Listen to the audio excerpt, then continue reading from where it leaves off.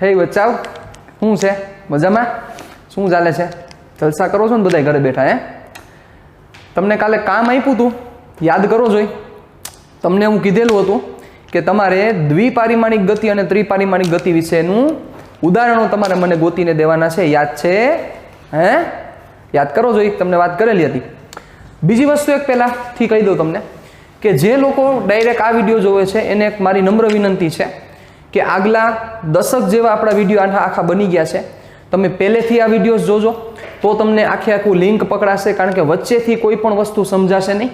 પહેલા લેક્ચરનું લિંક બીજા સાથે છે, પછી બીજાનું ત્રીજા સાથે, ત્રીજો ચોથું પાંચમું, આખી લિંક ચાલે છે. ઓકે, તો આ વસ્તુને ખાસ તમે મગજમાં રાખજો. ચાલો હવે આપણે ઉદાહરણ તમને મેં કીધેલા હતા, યાદ કરો જોઈએ. મેં તમને કીધેલું હતું કે તમારે દ્વિપારિમાણિક ગતિના એક્ઝામ્પલ ક્યાં છે, ત્રિપારિમાણિક ગતિના એક્ઝામ્પલ ક્યાં છે, તમારે મને કહેવાના છે. તો કોઈએ વિચાર્યા? ઘણા બધાએ વિચાર્યા હશે. ઘણા બધાના મને વોટ્સઅપમાં આન્સર પણ આવેલા છે. પણ હવે આપણે એ આન્સર ઉપર હવે આપણે પડદો છે એ પડદાને થોડોક દૂર કરીએ અને એનો જવાબ મેળવીએ. તો એ જવાબ શું છે? ચાલો, તો હું 2D મોશનની જો ચર્ચા કરી દઉં,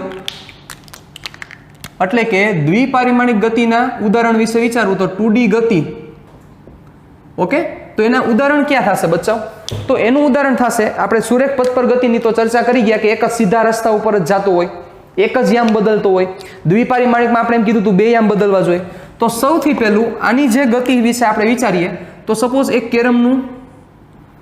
કેરમ છે. ઓકે, હવે એ કેરમમાં બચ્ચા વિચારો કે કેરમની જે કુકડી જે મોશન કરતી હોય એ મોશન કેમ કરતી હોય? આમ જાતી હોય. વિચારો જોઈએ.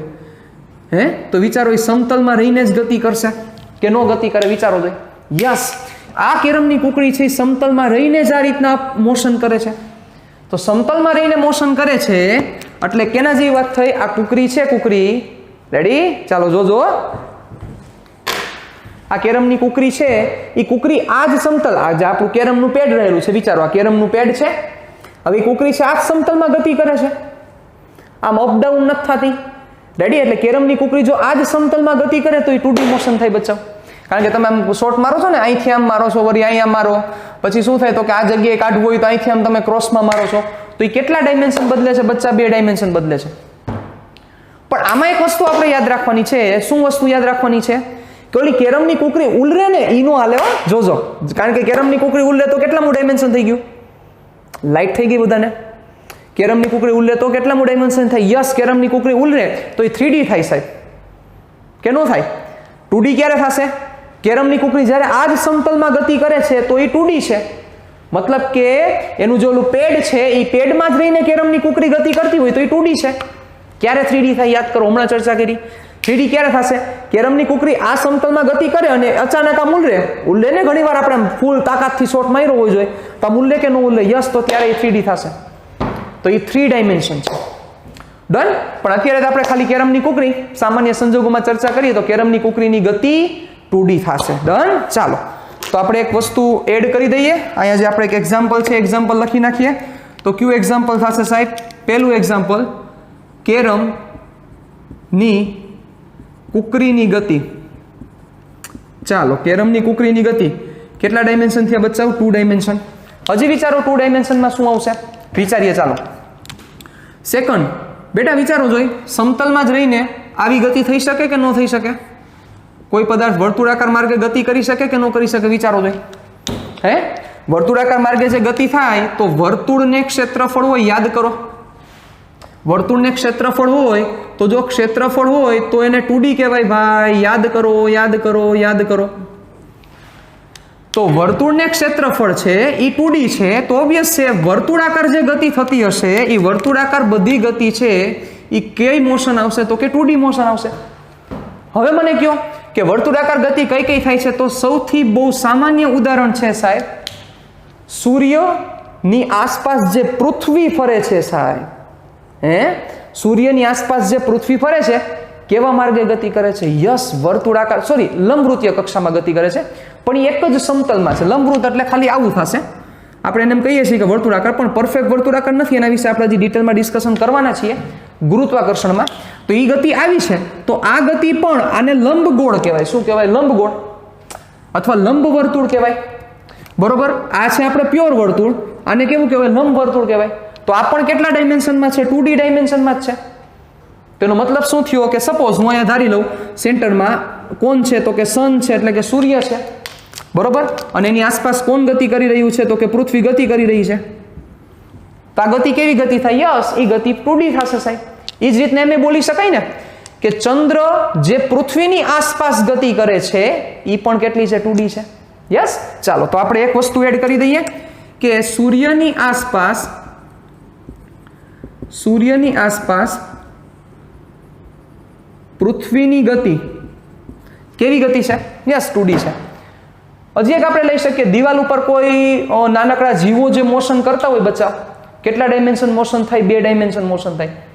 દિવાલ છે, દિવાલ ઉપર કોઈ જીવ છે, કોઈ નાના જે કીટાણુઓ છે, બરોબર, જીવજંતુઓ છે, એ મોશન કરતા હોય દિવાલ ઉપર, કેટલા ડાયમેન્શન મોશન થાય? યસ, 2 ડાયમેન્શન મોશન થાય.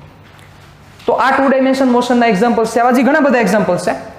તો આ એનું અગત્યના એક્ઝામ્પલ થયા. ચાલો હજી એક લઈ લે, એક એક્ઝામ્પલ. લોલક ઘડિયાળ યાદ કરો બચ્ચાઓ. લોલક ઘડિયાળ, લોલક કઈ રીતે મોશન કરતું હોય? આ રીતે મોશન કરતું હોય સાહેબ, કે નહીં? આ રીતે લોલક આખું મોશન કરતું હોય. દેખાડું તમને અહીંયા? ચાલો દેખાડી દઉં.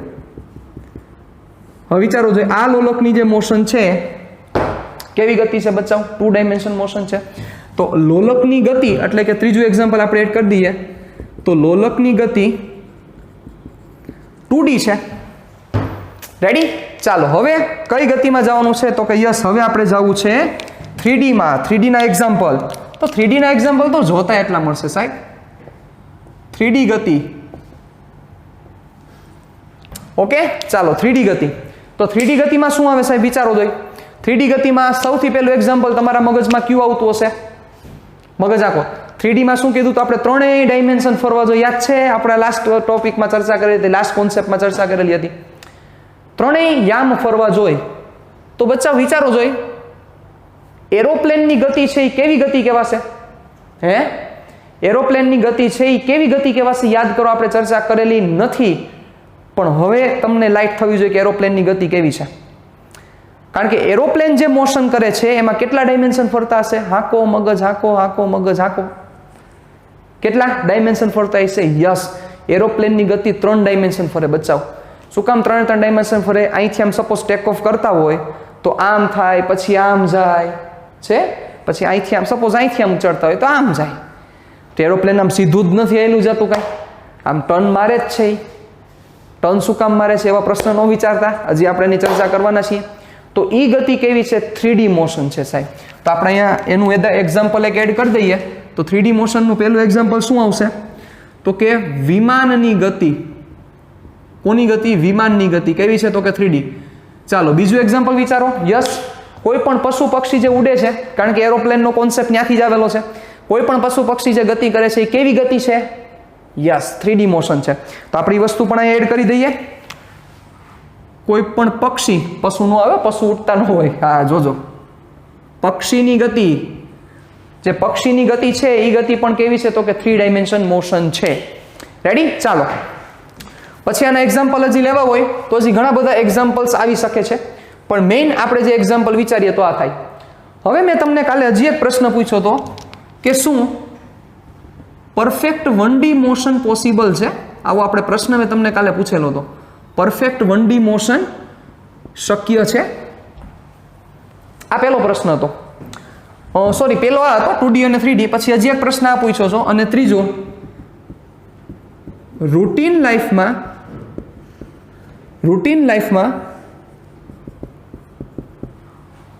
કઈ મોશન જનરલી જોવા મળે છે? આપણે રૂટીન લાઈફમાં જે ચર્ચા કરીએ એમાં કઈ મોશન જોવા મળે છે? આ વિચારવાનો પ્રશ્ન. તો આ 2 પ્રશ્નો આપણી સામે હજી એક પડેલા છે. તો બચ્ચાઓ મેં તમને એવું કીધું શું કે 1D મોશન પરફેક્ટલી પોસિબલ છે? પરફેક્ટલી એટલે કે 100% એમ શક્યતા છે? વિચારો તો, કેટલાય વિચારેલું પણ હશે. જો કોઈ એક સીધો રસ્તો તમને દઈ દેવામાં આવે સાહેબ, આપણે મસ્ત એક ઉદાહરણ વિચારી બચાવ એટલે તમને પરફેક્ટલી આખી વસ્તુ ક્લિયર થશે. ચાલો, કોઈ સીધો રસ્તો દઈ દેવામાં આવે. હવે એમાં તમારા ઘર એક મસ્તીની ગાડી છે, જૂનું જાણીતું આપણું નવું મોડલ, હે, મસ્તીની ગાડી છે. હવે વિચારો બચ્ચા આ ગાડી શું એક્ઝેક્ટ આ જ પથ ઉપર હાલશે પરફેક્ટલી?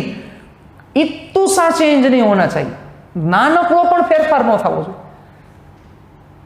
मतलब आप सीधी आम एक्जेक्ट आम सीधे सीधी सीधी सीधी आई ली जाए विचारो छो हाले एक्जेक्ट हाले फेर एटले थोड़ो कई फेर न थवो जोईए, कारण के थोड़ું કામ ગયું એટલે તો તૂટી થઈ ગયું। શું કામ? એક ડાયમેન્શન આ છે, હવે થોડો કામ આમ થયો, થોડો કામ આમ વિચલિત થયો તો કેટલા ડાયમેન્શન આવ્યું? બીજું ડાયમેન્શન આવી ગયું। સમજાય છે? यस, मतलब કે પરફેક્ટ 1D મોશન ક્યારેય પોસિબલ નથી સાહેબ, પરફેક્ટ પોસિબલ નથી, નિયર અબાઉટ કહી શકાય। તમે આ ટ્રાય કરજો બચ્ચાઓ કે તમારા આગળ એક સીધો રસ્તો છે, તમારે એક્ઝેક્ટ એના ઉપર જ હાલવાનું છે, થોડું કે આગુ પાછું ન થવું જોઈએ। તમે સમજી ગયા કે પરફેક્ટ તો એ વસ્તુ ક્યારેય પોસિબલ થવાની નથી। Yes, you are correct. તો આ વસ્તુ આપણે ખાસ મગજમાં ક્લિયર કરીને રાખવાની છે કે પરફેક્ટ 1D મોશન શક્ય નથી। આવી જાવ હવે રૂટીન લાઈફમાં। તો રૂટીન લાઈફમાં આપણે કઈ મોશન કરીએ છીએ બચ્ચાઓ?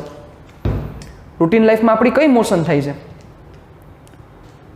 તો જોવા જાવ બચ્ચાઓ તો રૂટીન લાઈફમાં જનરલી મોટા ભાગે આપણી જે મોશન હોય છે એ મોશન કેવી હોય છે? 3D મોશન હોય છે જનરલી કેસમાં। કેવી મોશન કરીએ છીએ? જનરલી આપણે 3D મોશન કરીએ છીએ બચ્ચાઓ। શું કામ? આનું એક નાનકડું એક્ઝામ્પલ હું તમને દઈ દઉં એટલે એના ઉપરથી તમને બધું ખબર પડી જશે। તમે કોઈ એક જગ્યા ઉપર બેઠા છો બચ્ચાઓ, હવે ત્યારે તમે ઊભા થાવ, બરોબર? ઊભા થશો એટલે ઈ ડાયમેન્શન તો ફરશે જ બેટા, વિચારો જોઈએ।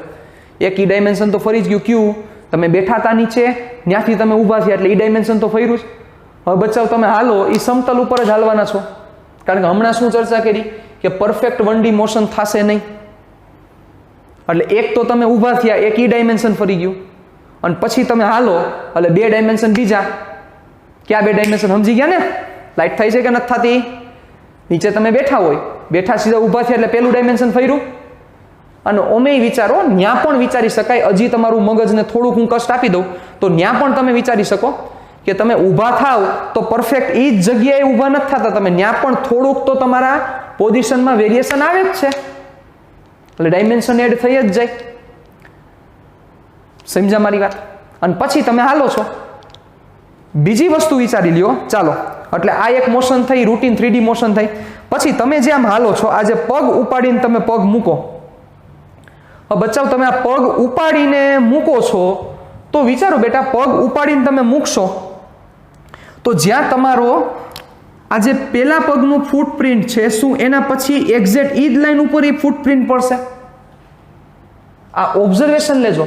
શું આ એક્ઝેક્ટ એના આ પેલો પગ છે એના પછી શું એક્ઝેક્ટ આ જ જગ્યાએ પડવાનું છે? સમજદાર કોઈ ઈશારા કાફી છે। એટલે એક તો શું થયું, સપોઝ તમે વિચારી લો કે સપોઝ અહીંથી તમે પગ ઊંચો કર્યો એટલે એક તો તમે આગળ હાલો જ છો, એ એક ડાયમેન્શન થયું, પગ જેવો ઊંચો કર્યો એ બીજું ડાયમેન્શન થયું। હવે ત્રીજું ડાયમેન્શન ક્યારે ન આવે કે જો તમે માત્ર ને માત્ર 2 ડાયમેન્શનમાં જ ખાલી ગતિ કરો તો। મતલબ આ પગ જેવો ઉપાડ્યો, સમજો, પગ જેવો ઉપાડ્યો એટલે એક ડાયમેન્શન આવી ગયું, આ ઉપાડ્યો પગ મારો, અને આ દિશામાં આગળ જાવ છો એટલે બીજું ડાયમેન્શન ઈ। હવે એક્ઝેક્ટ જો એ જ દિશામાં તમારો પગ પડે પરફેક્ટ તો 2D થાય, પણ તમને ખ્યાલ છે કે પરફેક્ટ એ દિશામાં પડવાનું નથી, થોડુંક તો આગું પાછું થાય જ। એટલે હવે સમજી ગયા કેટલા ડાયમેન્શન એડ થઈ ગયા? એક તો આ 1D હતો જ, કારણ કે એ દિશામાં આગળ તો જાવ જ છો, એક આ પગ ઉપાડ્યો, હવે એક્ઝેક્ટ એ દિશામાં નથી જતા, થોડાક વેરિએશન થયા તો મગજ આંખો તો બચાવ, આ પગ ઉપાડ્યો એટલે એક ડાયમેન્શન, આ દિશામાં આગળ વધો છો એ બીજું ડાયમેન્શન, અને થોડાક આગા પાછા થયા એટલે ત્રીજું ભાઈ આવી ગયું। યાર કેટલા ડાયમેન્શન થયા? 3 ડાયમેન્શન। યસ, એનો મતલબ કે રૂટીન લાઈફમાં મોટા ભાગે કઈ ગતિ જોવા મળે છે? That is the 3D motion. વાંધા, વચકા, લોચા, લબાચા નથી ને કાંઈ? ચાલો, તો આ આખી આપણે મસ્ત ઓવરવ્યુ લીધો, પણ આપણું ચેપ્ટર જે છે એ તમે અહીંયા જોઈ શકો છો, એ આપણું ચેપ્ટર ક્યાં પૂરતું લિમિટેડ છે? યસ, આ જે ત્રીજું ચેપ્ટર છે એ સુરેખ પથ પૂરતું જ લિમિટેડ છે। મતલબ કે સુરેખ પથ પર જે ગતિ છે એની જ આપણે ચર્ચા કરવાની છે, બીજી કોઈ પણ આપણે ક્યાંય ચર્ચા કરવાની થશે નહીં। ઓકે, ક્યાંક ક્યાંક એક્ઝામ્પલમાં તમને 2D દેખાશે, પણ તમે સમજી જશો કે આખી વસ્તુ આ શું કહેવા માંગે છે। વાંધા વચકા? રેડી? ડન? ચાલો, હવે આપણે જે ટોપિકની ચર્ચા કરીએ એ ટોપિકનું નામ છે પથ લંબાઈ અને સ્થાનાંતર. કદાચ મને જ્યાં સુધી યાદ છે તો ધોરણ 9માં તમારે આ ટોપિક આ કોન્સેપ્ટ આવેલા હશે. પણ હવે અહીંયા થોડુંક એને સમજીએ, ફરીથી એકવાર રિવાઇઝ કરી લઈએ, બરોબર, અને એને થોડુંક ડિટેલિંગમાં આપણે જઈએ. ચાલો, તો તમે તમારી બુકમાં જો નોંધતા હોય તો તમે આ બધી વસ્તુ નોંધી શકો છો. હવે જે અહીંયા હું લખું છું, લાસ્ટ લેક્ચરમાં જે વસ્તુ લખેલી હતી 1D 2D 3D, એ બધું બચાવ વ્યવસ્થિત રીતે બુકમાં નોટ કરવાનું છે. ઓકે, ચાલો હવે આપણે ચર્ચા કરીએ આગળ. પથ લંબાઈ બહુ સિમ્પલ બધા ટોપિક છે, પણ એવી જ જમાવટ છે સાહેબ, કારણ કે ત્રીજું અને ચોથું ચેપ્ટર આપણા કોર ચેપ્ટર છે. એના ઉપર આખું ફિઝિક્સ રમત રમશે. રેડી? એટલે ખાસ આ વસ્તુને આપણે ધ્યાન બારે જવું જોઈએ નહીં. બસ આટલું મારું કહેવાનું છે. ચાલો, તો આજે આપણે ચર્ચા કરી લઈએ નાનકડી પથ લંબાઈ.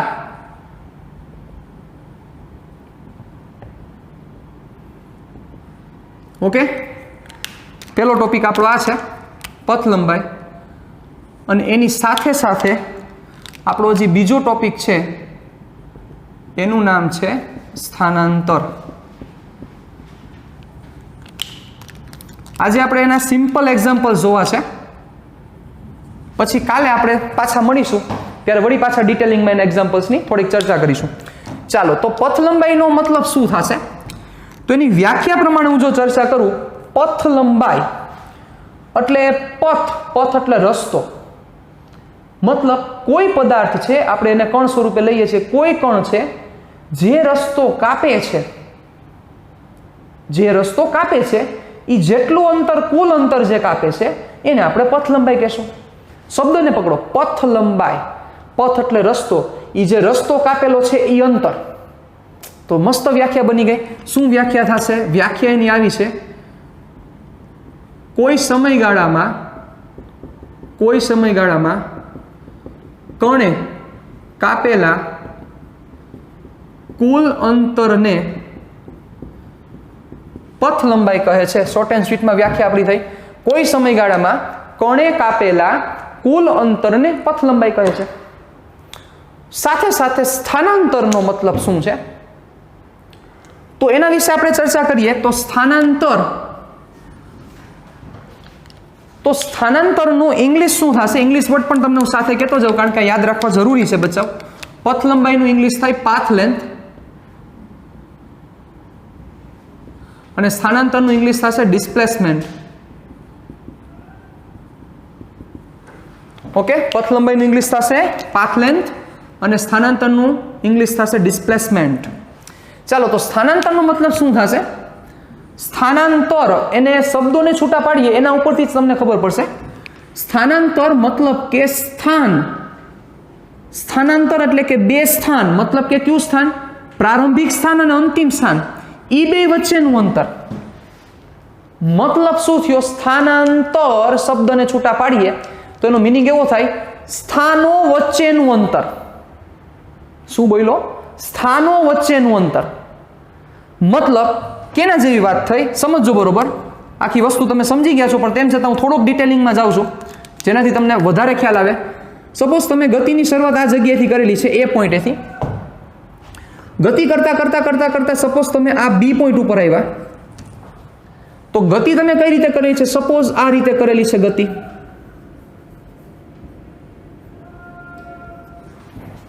રેડી? તો હવે સ્થાનાંતરનો મતલબ શું થશે? શબ્દોને છૂટા પાડી, સ્થાનાંતર મતલબ કે બે સ્થાનો વચ્ચેનું અંતર. તો બે સ્થાનો વચ્ચેનું અંતર કેટલું થાય બચ્ચા? વિચારો જોઈએ. આ એ અને આ બી, આ છે એ અને આ છે બી, મતલબ કે આ છે પ્રારંભિક સ્થાન. કેવું સ્થાન? આ છે પ્રારંભિક સ્થાન, અને આ કેવું સ્થાન છે? તો કે આ છે અંતિમ સ્થાન. તો આ પ્રારંભિક સ્થાન કે જે જગ્યાએથી ગતિની શરૂઆત છે, ગતિ શરૂ કરી અને અહીંયા ગતિ તમે શું કરી છે? તો કે પૂર્ણ કરેલી છે. તો એમની વચ્ચેનું અંતર, એટલે સ્થાનાંતરનો મતલબ એમની વચ્ચેનું અંતર. તો શું થાય બચ્ચાઓ? સિમ્પલ છે, સમજદાર કોઈ સરા કાફી છે. એ થી બી વચ્ચેનું અંતર થાય. તો આજે તમને મળ્યું ક્યુ, જોજો દેખાડું ફરીથી. આજે મળ્યું તમને, હાલો આ ડોટેડ લાઈન આખી मतलब आ ए थी आ बी सुधीનું જે ડિસ્ટન્સ મળ્યું છે એને કહેવાય બચ્ચા સ્થાનાંતર। તો સાવ સિમ્પલ થઈ ગયું બચ્ચાઓ। તો સ્થાનાંતરનો મતલબ શું થશે? જેવા શબ્દો છે એવા જ એના ગુણધર્મો છે, એવી જ એની વ્યાખ્યા છે। યસ, સ્થાનાંતરની વ્યાખ્યા આવી થશે જે હું તમને અહીંયા મેન્શન કરું છું કે પદાર્થે સ્થાનમાં કરેલા ફેરફારને સ્થાનાંતર કહે છે। એડ કરી શકાય, આ વસ્તુ એડ કરવી તો કોઈ સમયગાળામાં ચાલે, કોઈ ઇસ્યુ નથી। કોઈ સમયગાળામાં પદાર્થે સ્થાનમાં કરેલા ફેરફારને સ્થાનાંતર કહે છે। તેનો મતલબ શું થયો? પદાર્થ પોતાનું જે સ્થાન બદલાવે છે એને આપણે સ્થાનાંતર કહીશું। પદાર્થ પોતાનું જે સ્થાન બદલાવે છે એને આપણે સ્થાનાંતર કહીશું, બરોબર। અથવા હજી આની શોર્ટ એન્ડ સ્વીટમાં જો વ્યાખ્યા કહું, હજી એક વ્યાખ્યા નાનકડી બની શકે કે પ્રારંભિક સ્થાન અને અંતિમ સ્થાન વચ્ચેના લઘુત્તમ અંતરને સ્થાનાંતર કહે છે। પ્રારંભિક સ્થાન અને અંતિમ સ્થાન વચ્ચેના લઘુત્તમ અંતરને, તો એ જ વસ્તુ અહીંયા કરીને બચાવ જોવો જોઈએ। આ પ્રારંભિક સ્થાન, આ અંતિમ સ્થાન, તો એને સ્થાનમાં ફેરફાર કેટલો કર્યો? યસ, આટલો જ કર્યો કહેવાય। તો એ લઘુત્તમ અંતરને કયું અંતર કહેવાય? સ્થાનાંતર। તો જો આની વ્યાખ્યા વિશે જો થોડીક આપણે ચર્ચા કરીએ તો વ્યાખ્યા શું થશે? જે વ્યાખ્યા આપણે બે ડિસ્કશન કરી એના સૂત્ર ઉપર જો જઈએ તો સૂત્ર કંઈક આવું થશે કે સ્થાનાંતરનો મતલબ શું થશે? જે આપણે ચર્ચા કરી કે પદાર્થે સ્થાનમાં કરેલો ફેરફાર, એનો મતલબ આપણે એવું કહીશું કે અંતિમ સ્થાન માઇનસ પ્રારંભિક સ્થાન। સૂત્ર શું થશે એનું? 1D માટેનું સ્થાનાંતર બરાબર અંતિમ સ્થાન માઇનસ પ્રારંભિક સ્થાન। આ જે સૂત્ર છે એ પ્યોર 1D માટે એપ્લાય થશે। કેના માટે એપ્લાય થશે? 1D। કઈ 1D? ઓલી ઠેકવાની 1D નહીં હો, જોજો। 1D એટલે કે 1 ડાયમેન્શનલ મોશન। આ 1D માટેનું પ્યોર ફોર્મ્યુલા છે અને આજે મેં વ્યાખ્યા લખેલી છે એ બધા માટે એપ્લાય થશે। બધા માટે એટલે 2D મોશન હોય, 3D મોશન હોય, બધા માટે આ વ્યાખ્યા એપ્લાય થશે। એટલે પ્રારંભિક સ્થાન અને અંતિમ સ્થાન વચ્ચેના લઘુત્તમ અંતરને સાહેબ, પ્રારંભિક સ્થાન અને અંતિમ સ્થાન વચ્ચેના લઘુત્તમ અંતરને। તમને એક વસ્તુ લાઈક થઈ બચાવ, મેં અહીંયા એક વર્ડ મેન્શન કરેલો છે। કયો મેન્શન કરેલો છે વર્ડ? એના ઉપર થોડોક પ્રકાશ આપણે પાડીએ। પ્રારંભિક સ્થાન અને અંતિમ સ્થાન એ વર્ડ તો છે જ, પણ આ વર્ડ બહુ ઇમ્પોર્ટન્ટ છે બચાવ। લઘુત્તમ અંતર। લઘુત્તમ અંતર એટલે કે નાનામાં નાનું અંતર કોના વચ્ચેનું? પ્રારંભિક સ્થાન અને અંતિમ સ્થાન વચ્ચેનું। આવી જાવ પાછા અહીંયા, ચાલો। આ એ અને આ બી। હવે એ થી બી જવાના કેટલા માર્ગ છે વિચારો જોઈએ। એ થી બી જવાના કેટલા રસ્તા છે? યસ, તમે કહેશો કે સર ઘણા બધા રસ્તા છે, અહીંથી આમ જઈએ કે અહીંથી આમ જઈએ કે અહીંથી આમ જઈએ કે, સમજાય છે મારી વાત શું કહું છું? તો આ રસ્તો છે, આ રસ્તો પોસિબલ છે, આ રસ્તો પણ પોસિબલ છે, આ રસ્તો પણ પોસિબલ છે, બધા રસ્તા પોસિબલ જ છે। પણ આપણે શું મેન્શન કરેલું છે સ્થાનાંતરમાં? સ્થાનાંતરમાં મેન્શન કરેલું છે કે પ્રારંભિક સ્થાન અને અંતિમ સ્થાન વચ્ચેનું લઘુત્તમ અંતર। તો બેટા વિચારો જોઈએ, આ જે એ અને આ બી વચ્ચેનું મિનિમમ ડિસ્ટન્સ કેટલું થશે? સિમ્પલ વસ્તુ છે કે આ બે વચ્ચેનું મિનિમમ ડિસ્ટન્સ જે આ ડોટેડ આખી લાઈન કરેલી છે એ તમારું થશે સાહેબ।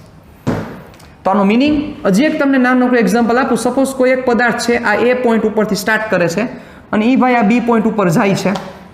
હજી એકવાર ફરીથી એક્ઝામ્પલ આપી દઉં તો એ થી બી એ ઘણા જુદા જુદા રસ્તે જાય છે। આપણે જાય છે ને આપણા ઘરે, સપોઝ આને તમે સ્કૂલ કરી દો અને આને આપણું ઘર કહી દઈએ, તો સ્કૂલેથી ઘરે જવાના ઘણા બધા રસ્તાઓ છે। યુ નો વેરી વેલ, તમે તો જાણતા જ હોય ને, તમે જાઓ ઘરે, બરોબર। સાથે સાથે આ રસ્તો છે, આ રસ્તો છે, આ રસ્તો છે, પછી અહીંથી આમ શેરી વાકે ચૂકી કાઢીને કોકની ઘર ન જવું હોય, વચ્ચે કોક નડતું હોય ને આપણે કાઢીને આમ નથી આમ બાયપાસ કરતા આખી આખું, હે આ રસ્તો છે।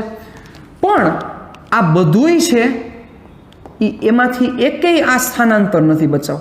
સ્થાનાંતર કયું થશે?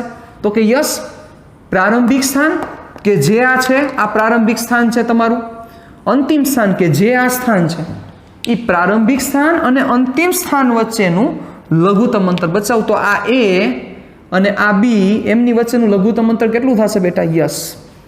તો આ જે મેં બ્લેક લાઈન આખી દેખાડેલી છે એ તમારું શું થયું? તો કે સ્થાનાંતર. શું થયું તમારું? સ્થાનાંતર. ડન? વાંધા વચ્ચે પ્રોબ્લેમ? તો હવે પથ લંબાઈ અને સ્થાનાંતર આપણે આ જ કેસમાં સમજી લઈએ તો શું થશે? અને એક્ઝામ્પલ્સ છે, એક્ઝામ્પલ્સ પણ આપણે કરશું નેક્સ્ટ સેશનમાં. એક્ઝામ્પલ આપણે કરવાના છે, પણ અત્યારે પથ લંબાઈ અને સ્થાનાંતરને આમાં જ થોડુંક સમજી લઈએ તો શું વસ્તુ થશે? ચાલો તો પેલા બે વ્યાખ્યા વચ્ચેનો થોડોક ફેરફાર સમજો. ઓલી વ્યાખ્યા એવું કહે છે બચ્ચાઓ કે કોઈ સમયગાળામાં કણે કાપેલું કુલ અંતર, મતલબ કે કોઈ સમયગાળો લ્યો, એ સમયગાળામાં કણ કેટલું અંતર કાપે છે? યસ. હાલો, અને આ શું કહે છે? તો કે least distance. Least distance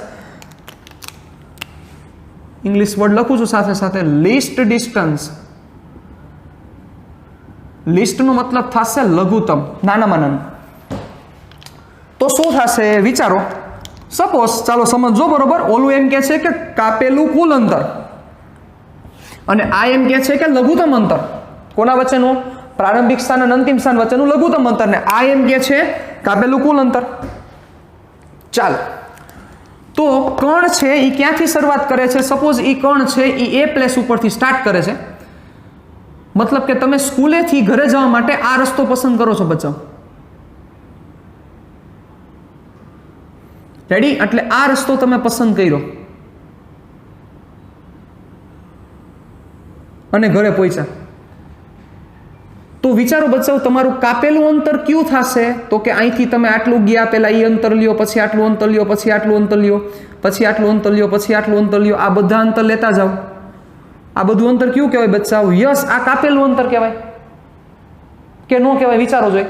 obvious છે ને, કાપેલું અંતર આ બધું કહેવાશે. લાઈટ થઈ, આ બધું તમે કાપેલું અંતર. કાપેલું કુલ અંતર મતલબ કે જેટલું તમે અંતર કાપો છો એ બધું અંતર તમારે અહીંયા લેવાનું છે. તમને થાય કે સર ઈ કોણ દેખાડશે? ઈ દેખાડે બચ્ચાઓ તમારો મીટર કાંટો. કયો મીટર કાંટો? તો આપણો ન હોય, ગાડીનો મીટર કાંટો. આ જગ્યાએ તમે રીડિંગ લઈ લ્યો. રીડિંગ લઈ લ્યો એટલે સપોઝ આ જગ્યાએ તમે તમારા મીટરમાં જોઈ લ્યો બરોબર. આ જગ્યાએ સપોઝ એમ દેખાડે છે કે 900 કિલોમીટર ગાડી આવેલી છે. હે, સમજો બરોબર. અને તમે અહીંથી આ રસ્તે આવતા જ્યારે બી ઉપર પહોંચો છો ત્યારે તમે જોવો છો કે 905 કિલોમીટર રીડિંગ દેખાડે છે. તો બેટા તમે અંતર કેટલું કાપ્યું કહેવાય? યસ, તમે અંતર કાપ્યું. કોઈ હતું 900, ગાડી આ રસ્તે હાંકતા અહીંયા પહોંચ્યા તો 905 થયા. સમજો સાહેબ. હવે વિચારજો, અહીંથી તમે જુદો રસ્તો લ્યો છો. કયો રસ્તો? ચાલો એને હું એક જુદી માર્કરથી રિપ્રેઝન્ટ કરું છું. આ રસ્તો. ચાલો હવે આ રસ્તો લ્યો છો બચ્ચાઓ, તો ઓબ્વિયસ છે આમાં જે રીડિંગ આવશે એ રીડિંગ પણ 5 કિલોમીટર નહીં આવે, કારણ કે આ જે રેડ વાળામાં છે એ 5 કિલોમીટર આવ્યું તમારું. તો આ જે ગ્રીન વાળામાં છે 5 કિલોમીટર, એનાથી થોડુંક વધારે આવશે એટલે સપોઝ 6 કિલોમીટર આવ્યું. તો બચ્ચા આ તમારું પથ લંબાઈ છે. પથ લંબાઈ એટલે તમે કાપેલું અંતર. પણ સ્થાનાંતર શું થયું વિચારો જોઈએ. આ એ થી બી ગયા તો લોજિક આખો જોઈ. તમે સ્કૂલેથી ઘરે આ રસ્તે જાઓ કે સ્કૂલેથી ઘરે આ રસ્તે જાઓ કે સ્કૂલેથી ઘરે આ રસ્તે જાઓ, આ રસ્તે જાઓ, આ રસ્તે જાઓ. 5 રસ્તા, 5 નહીં ટોટલ 6 રસ્તા મેં તમારી સામે મૂકેલા છે. તો સ્કૂલેથી ઘરે જવાના તમારા 6 રસ્તા છે બચ્ચાઓ. 6 રસ્તામાં તમારી પથ લંબાઈ ડિફરન્ટ હશે. વિચારો, હોય કે ન હોય? અહીંયા 5 કિલોમીટર આવી, અહીંયા 6 કિલોમીટર આવી, અહીંયા કંઈક સપોઝ 3 કિલોમીટર આવે છે, અહીંયા કંઈક 4 કિલોમીટર આવે છે અને અહીંયા કંઈક 7 કિલોમીટર આવે છે. મતલબ કે પથ લંબાઈ જુદી જુદી આવે છે અને પથ લંબાઈ ડિપેન્ડ કરશે તમે કયો રસ્તો લ્યો છો સાહેબ. કારણ કે કાપેલું કુલ અંતર, જેટલું અંતર તમારી ગાડી હાલે એ બધું તમારે લેવાનું છે. પણ વિચારો, આ 6 કેસમાં પહેલો, બીજો, ત્રીજો, ચોથો, પાંચમો, છઠ્ઠો, બચ્ચા 6 કેસમાં સ્થાનાંતર કેટલું થયું? હે, આ 6 કેસમાં સ્થાનાંતર કેટલું થયું? યસ, સ્થાનાંતર ખાલી આટલું જ થયું. હતા અહીંયા, પહોંચ્યા અહીંયા. એ જુદા જુદા ગમે તેટલા રસ્તા, અનંત રસ્તા બની શકે, લઈ શકાય નથી. અહીંયા કોઈ કેમ કે સાહેબ મારે પહેલા અહીંથી ગોંડલ જવું છે, ગોંડલ થઈને પાછું મારે ઘરે જવું છે. કોઈ કેમ કે મારે ગોંડલ નહીં, મારે આ બધું ધોરાજી જવું છે, ધોરાજી થઈને મારે પાછું આવવું છે. કોઈ કેમ કે મારે પડદરી જવું છે, પડદરી થઈને મારે પાછું ઘરે જવું છે. તો સ્થાનાંતર કેટલું થયું બચ્ચા? બધા કેસમાં રસ્તા બદલશે તમારા. સમજો સાહેબ, રસ્તા બદલશે એમ તમારી પથ લંબાઈ બદલશે, કારણ કે રસ્તા બદલશે એ પ્રમાણે ડિસ્ટન્સ આખું ચેન્જ થશે. પણ ડિસ્પ્લેસમેન્ટ કેના ઉપર જોવાય છે સાહેબ? ડિસ્પ્લેસમેન્ટ ખાલી તમારું પ્રારંભિક સ્થાન અને અંતિમ સ્થાન વચ્ચેનું અંતર જ જોવાય છે. મતલબ કે ઘણા બધા રસ્તા લઈને તમે ઘરે પહોંચ્યા, પણ આફ્ટર ઓલ તમે નેટ કેટલો કર્યો? તો કે નેટ શું કર્યું? તો કે સાહેબ અમે નેટ ખાલી આટલું જ કર્યું, અમે હતા સ્કૂલે અને અમે પહોંચ્યા ઘરે. ઘણા બધા ડિફરન્ટ અંતર લઈને અમે ક્યાં પહોંચ્યા? હતા સ્કૂલે, પહોંચ્યા ઘરે. તો આફ્ટર ઓલ નેટ રિઝલ્ટ કેટલું છે? તો કે નેટ રિઝલ્ટ તો આટલું જ છે, ભલે ને રસ્તા ડિફરન્ટ ગમે તેટલા લીધા. મતલબ પાથ લેન તમારી ડિફરન્ટ ઘણી બધી હશે, પણ નેટ રિઝલ્ટ તો આટલું જ છે ખાલી. તો હવે સમજી ગયા કે એક સ્થાન અને બીજા સ્થાન વચ્ચે ઘણી બધી પાથ લેન પોસિબલ છે, કારણ કે પથ કઈ રીતે નક્કી કરશો બચાવ એના ઉપર આધાર રાખશે. પણ જો એ બે સ્થાન તમે ફિક્સ કરી દીધા હોય કે જે આપણે અહીંયા કરેલા છે, તો બચાવ એ બે વચ્ચેનું ડિસ્પ્લેસમેન્ટ ખાલી કેટલું થશે? તો કે એ બે વચ્ચેનું લઘુત્તમ અંતર જ થશે. ડન.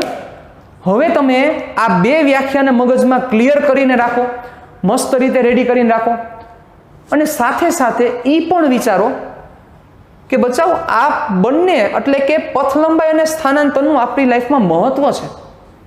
કારણ કે આફ્ટર ઓલ આપણે શું કરીએ છીએ? ભણીએ છીએ, યાદ રાખવાનું છે, આ બધી વસ્તુ સમજવાની છે, પણ ફિઝિક્સને તમે તમારી લાઈફ સાથે પણ કનેક્ટ કરો સાહેબ. લાઈફમાંનું ઘણું ઇમ્પોર્ટન્સ છે, ઘણી બધી વસ્તુ અહીંયા ઇમ્પોર્ટન્ટ છે સાહેબ. તેને લાઈફ સાથે પણ તમે કનેક્ટ કરો અને વિચારો, થોડુંક મગજને કષ્ટ આપો, થોડુંક આ સમય નવરા બેઠા છો તો થોડુંક સારું રીડિંગ કરો. અને હું જે ટોપિક ઉપર ડિસ્કશન કરું છું એ ટોપિક ઉપર થોડાક ઊંડા ઉતરો, તમારા મગજને થોડુંક કષ્ટ આપો, મગજને વિચારતું કરી મૂકી દો સાહેબ. કારણ કે મગજની કોઈ સીમા નથી સાહેબ, સીમા આપણે બાંધેલી છે, એની સીમા કોઈ હોતી નથી સાહેબ, અને તમે ઘણી બધી વાર ફીલ પણ કરેલું છે સાહેબ.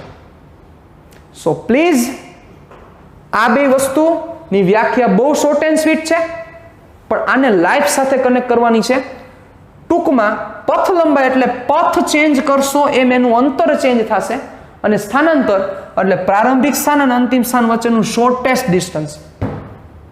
આટલી વસ્તુ આપણે આ લેક્ચર પૂરતી રાખીએ છીએ.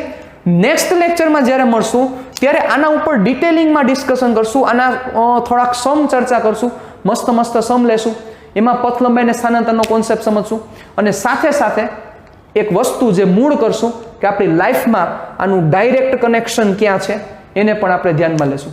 Okay, thank you very much.